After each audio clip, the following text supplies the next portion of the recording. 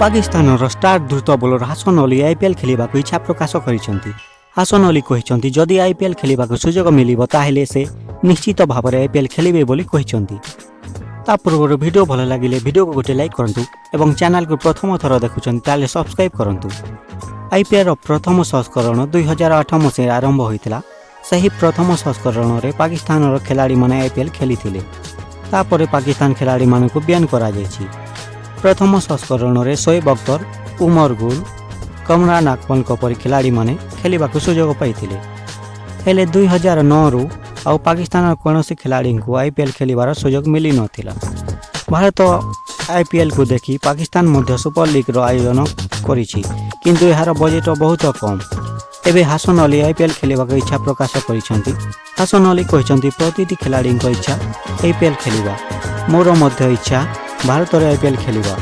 IPL ହେଉଛି ବିଶ୍ୱର ବଡ଼ ଟୁର୍ଣ୍ଣାମେଣ୍ଟ ମଧ୍ୟରୁ ଗୋଟିଏ।